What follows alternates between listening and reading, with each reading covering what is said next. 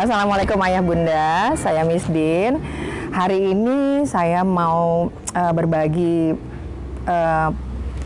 pikiran saya, apa yang saya pikirkan tentang timeline yang saya baca, khususnya bagaimana perasaan orang tua menghadapi anaknya yang harus stay di rumah selama liburan 2 minggu ini. Saya sangat-sangat turut merasakan gimana rasanya punya anak usia sekolah yang biasanya mereka pagi dan siang berkegiatan di sekolah harus berada bersama kita selama 24 jam di rumah selama 14 hari. Itu rasanya memang bagi kita, bagi orang tua, kita kehilangan me time. Betul nggak ya? Betul nggak Bun? Kita kehilangan me time. Yang kedua, kita kehilangan momen-momen berharga untuk menyelesaikan pesanan di online kita, terus jatah ngobrol dan ikut-ikut arisan sama grup di WA, pengajian. Ayah pun juga harus stay di rumah karena harus menyelesaikan tugas di kantor yang memang memerlukan perhatian khusus, tapi kita nggak bisa melakukan itu, nggak mungkin melakukan itu saat dari pagi sampai sore hari saat mereka masih bersama kita, belum tidur. Dan itu bagi kita sesuatu hal yang menambah beban pikiran. Nah, jadi begini Ayah, Bunda, pernah nggak sih kita berpikir dengan cara anak-anak kita yang sekarang ini sedang ada di rumah, pernah nggak sih kepikiran sama kita kalau mereka itu sebetulnya sama takutnya, sama worries-nya sama kita. Tapi mereka nggak punya kesempatan untuk mengekspresikan itu karena mereka melihat justru ayah bundanya lebih sering memperlihatkan worry-nya, lebih memperlihatkan rasa kecewanya, dan kepada mereka kadang-kadang menjadi lampiasan kita karena kita sedih, kitanya sendiri nggak punya me time. Padahal saat-saat seperti ini justru mereka yang paling membutuhkan kenyamanan, ketenangan, untuk merasa ditenangkan. Kebayang nggak Ayah Bunda? Mereka ini kan harapannya, bulan yang lalu itu mereka harapannya 2 minggu ini akan menjadi liburan yang paling menyenangkan. Mereka bisa ke Trans Snow World, mereka bisa ke Taman Safari, mereka bisa ketemu nenek, ketemu kakek, mereka bisa peluk-peluk. Sekarang mereka harus stay di rumah. Ini bukan sesuatu hal yang gampang sekali buat mereka. Mereka juga menginginkan itu. Mereka sama bosannya sama ayah dan bunda. Sama bosannya, sama marahnya, sama kecewanya. Tapi kita sebagai orang tua, kita harus lebih strong. Kita sebagai orang tua harus lebih memiliki semangat yang lebih tinggi dari mereka. Bagaimana caranya kita yang di rumah ini sama-sama tidak mengalami rasa bosan, sama-sama tidak menumpahkan kekecewaan sesama anggota keluarga yang ada di rumah. Tapi gimana caranya kita tetap tenang, tetap memperlihatkan bahwa kita semuanya baik-baik saja insya Allah. Dan itu memang diperlukan satu pengetahuan Ayah Bunda. Saya akan share dari cerita-cerita yang saya baca di timeline. Saya akan share ada dua kecenderungan ke arah mana orang tua yang seperti apa dan orang tua seperti apa yang sedang terjadi di setiap rumah yang ada di Indonesia ini. Dan saya berharap setelah mendengarkan ini, Ayah bisa menentukan Ayah dan Bunda akan menjadi orang tua seperti apa. Nah, 2 jenis orang tua yang terbentuk saat membersamai anaknya di tengah wabah COVID-19 yang melanda. Yang satu adalah orang tua yang merasa terbebani. Saya melihat begitu banyak, ada beberapa orang tua kembali sama saya, mereka bilang, Miss, aku harus apa? Miss Din, aku harus apa ya? Ini anak aku begini. Anak aku ini sepertinya energinya terlalu besar.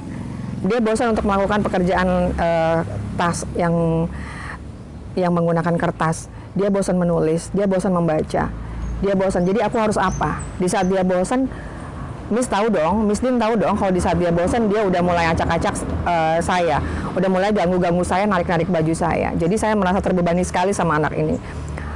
Aku langsung bilang, astagfirullahaladzim Bunda, mohon maaf.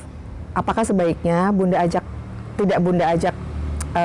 Ananda ini keluar sebentar aja, tapi dilihat juga lingkungannya, apakah itu memungkinkan untuk keluar atau tidak. Karena setahu saya kalau di luar lingkungan masih kosong dan sepi, tidak ada jarang orang lewat, jalan sebentar 5 menit dan kembali lagi, itu tidak apa-apa, tidak menyakitkan bagi saya. Dan kalau itu lebih baik untuk si anak, tolong lakukan. Dan ada lagi mereka yang merasa terbebani karena tugas-tugasnya, mereka tugas-tugas yang dikasih ke sekolah lewat online, mereka nggak bisa catch up. Ada lagi, Miss, aku gaptek, aku nggak bisa yang namanya Zoom, aku nggak bisa yang namanya Google Classroom, aku nggak bisa, Miss, gimana, Miss? Jadi akhirnya pikiran-pikiran itu menambah panjang.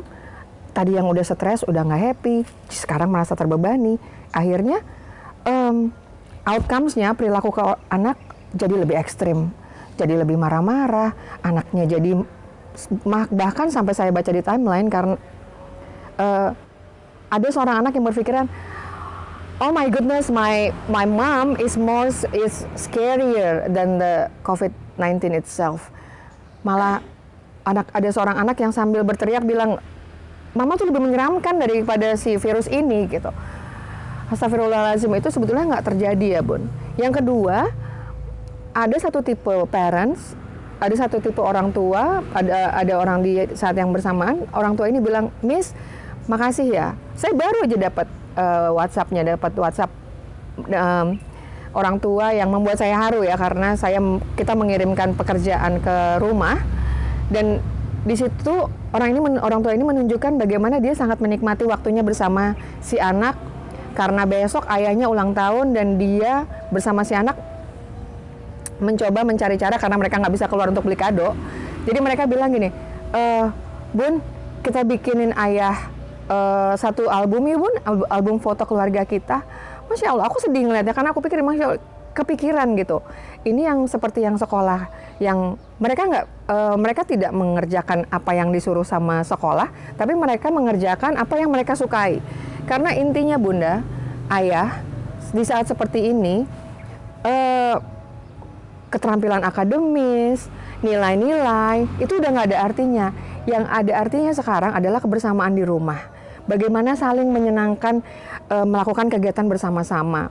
Di saat yang bersamaan ada orang tua yang begitu menikmati kebersamaan, membersamai anaknya di rumah dengan cara, yuk nak, kita bikin kue, bantuin mama bikin kue, mau nggak? Mau banget, mah. Yuk nak, kita bantuin mama membersihkan tempat tidur, mencuci piring, atau kita ngecat bareng-bareng yuk. Kamar kakak udah catnya sudah mulai kusam, kita cat bareng-bareng yuk. Itu yang ajak-ajakan seperti itu dengan menyenangkan seperti itu yang anak-anak butuhkan sekarang. Bukan keluhan-keluhan kita, bukan kekecewaan kita, bukan rasa marah kita pada keadaan sehingga mereka yang jadi tumbalnya, mereka yang jadi korbannya, padahal mereka sendiri merasakan ketidaknyamanan liburan mereka ini. Jadi saya sangat berharap kita semua bisa lebih bijak, terutama saya sendiri, karena saya punya 2 anak kecil, satu usia 2 tahun, satu usia 5 tahun. Kadang-kadang saya sendiri sudah bagaimana caranya untuk tetap tenang walau dalam ketakutan, tapi memang kita harus tetap bijak. Gimana outcome kita, ketenangan itu akan membawa outcome kita, perilaku kita ke anak-anak lebih menenangkan, karena itu yang mereka butuhkan. Ayah bunda kebayang nggak? Bisa nggak ngebayangin? Ini baru 2 minggu. Padahal kalau kita melihat berita, kalau kita terus ikutin update-nya, mungkin ini belum masuk peak-nya. Bayangin kalau kita 2 minggu aja masih sudah seperti ini. Bayangin kalau kita baru 2 minggu, baru seminggu harus isolasi mandiri, harus karantina mandiri di rumah, perasaan kita sudah seperti ini. Kita yang dewasa. Bayangkan apa yang akan terjadi kalau kita sampai harus tetap ada di rumah sampai 2 minggu ke depan, sampai tanggal 5 April. Bayangin ayah bunda. Kemarahan itu akan ikut naik. Tingkat kekecewaan itu akan ikut naik. Tingkat kebosanan anak-anak akan ikut naik. Lalu kalau misalnya kita semua mengikuti tingkatan itu, kebayangkan apa yang akan kejadian di rumah bunda? Kebayang nggak? Kebayang tidak apa yang betapa menakutkannya kejadian di rumah. Kalau misalnya memang baru 2 minggu seperti ini, apa yang akan terjadi dalam 2 minggu ke depan lagi? Pada akhirnya, Miss Dean hanya ingin bilang satu hal. Saat wabah ini berakhir, outcome yang paling kita tunggu adalah, outcome yang paling kita bisa harapkan adalah bahwa anak-anak kita masih memiliki kesehatan mental yang stabil. Jadi setiap ayah bunda mau marah, setiap ayah bunda mau melampiaskan kekecewaan, setiap ayah bunda mau mencoba meluapkan semua rasa-rasa yang ada di dalam perasaan bunda saat mereka mungkin bikin bunda marah atau nggak kesabaran, tolong diingat ini, Bun. Tolong ingat ayah bunda. Kesehatan mental mereka yang paling utama.